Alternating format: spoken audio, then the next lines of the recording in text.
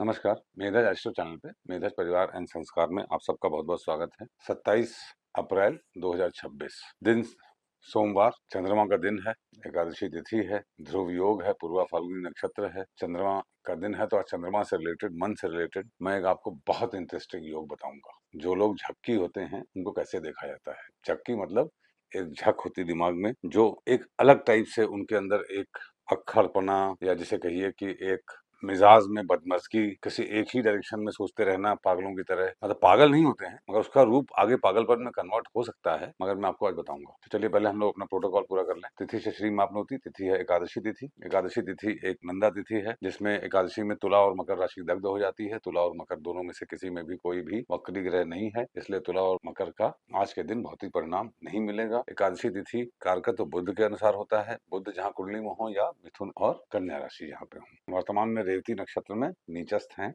Mean राशि में, इसलिए आज के दिन तिथि हम लोगों को कोई श्री प्रदान करने में सक्षम नहीं है, ऐसा मैं कह सकता हूँ। ऐसा हम लोग समझ भी सकते हैं। तो आज के दिन रूटीन कार्य करते हैं। Every day is not Sunday, हर रोज सक्सेस तो नहीं मिलती है। वारात आयुष्यवर्धनम, वार है सोमवार और चंद्रमा सिंह राशि में है। सिंह राशि में चंद्रमा सूर्यदेव के प्रभाव में है, फल अच्छा देते हैं और हमारी क्रिएटिविटी को एक नेक्स्ट लेवल पे ले जाते हैं। क्योंकि इनके बाधक मंगल से कोई संबंध नहीं है, महाबाधक वृश्चिक से भी कोई संबंध नहीं है, इसलिए दिक्कत की कोई आवश्यकता नहीं है। इसमें कोई भी चिंता वाली बात नहीं है। देखिए, मून इज वेरी इंपॉर्टेंट।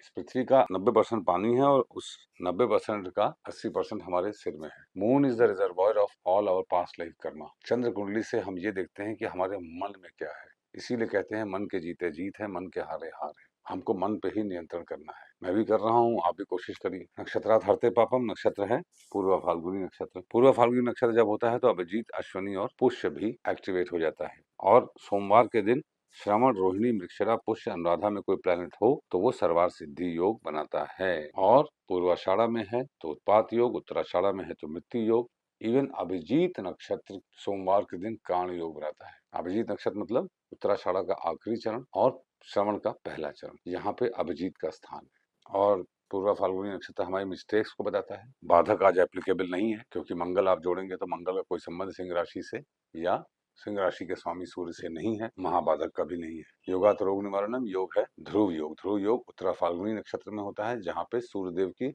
लत्ता है अश्विनी नक्षत्र से। देखिए, लत्ता बहुत आवश्यक है। जब जब किसी भी नक्षत्र में लत्ता हो, उस नक्षत्र में यदि आपकी कुंडली में कोई प्लैनेट हो, उससे संबंधित जो भी सिग्निफिकेटर होगा उसको तकलीफ हो जाएगी आपसे। और अगर वो स्ट्रांग है तो आपको तकलीफ हो जाएगी उससे। करणात् कार्य सिद्धिश्च, कर्ण है वनीशकरण, वनीशकरण के स्वामी शुक्र होते हैं। उसके बाद वृष्टिकरण के उसके स्वामी शनिदेव होते हैं। शनि मंगल बुध की युति मीन राशि में बनी हुई है, जो कि आग की घटनाओं को बहुत ज्यादा जन्म दे रही है, क्योंकि मंगल इज अनहैप्पी इन मीन राशि। और शनि और मंगल में से शनिदेव तो मंगल को सपोर्ट करते हैं, मगर मंगल शनिदेव को सपोर्ट नहीं करते हैं।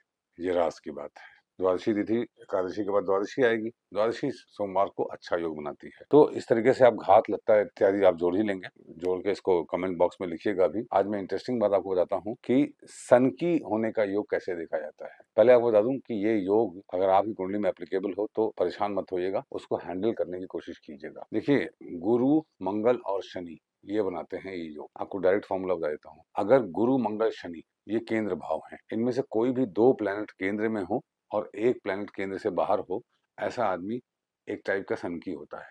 सनकी होता है मतलब जो अगर रो रहा है तो रो ही रहा है, कोई बात दिमाग में आ गई तो उसको लेकर डिप्रेशन में आ जाएगा। ऐसे लोग डिप्रेशन का शिकार बहुत जल्दी हो जाते हैं। इसके दो डायमेंशन है, गुरु या मंगल। गुरु, मंगल और शनि, इनमें से कोई भी दो प्लैनेट, या गुरु मंगल या शनि मंगल या शनि गुरु, केंद्र मतलब 1, 4, 7, 10 भाव में है और तीसरा प्लैनेट केंद्र से बाहर कहीं पे भी है, तो ये सनकी होने का योग बनता है।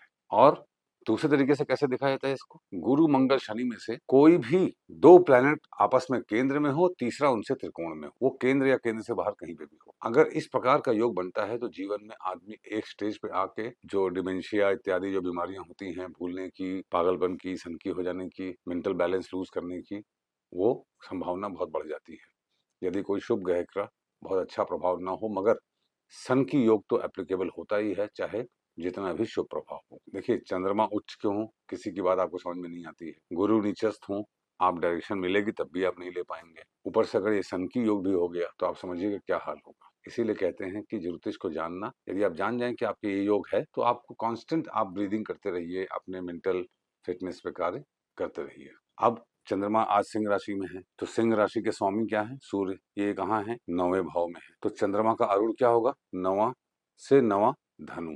इसका मतलब चंद्रमा धनु राशि में कार्य करते हुए, धनु का प्रभाव रखते हुए सिंह का फल दे रहे हैं। इसको हम लोग, जो हमारी क्लोज क्लास होती है संडे को, उसमें मैं और एक्सप्लेन करूंगा। घर से बाहर निकलने से पहले दर्पण देख के निकलिए। आपका दिन शुभ हो। Thank you very much.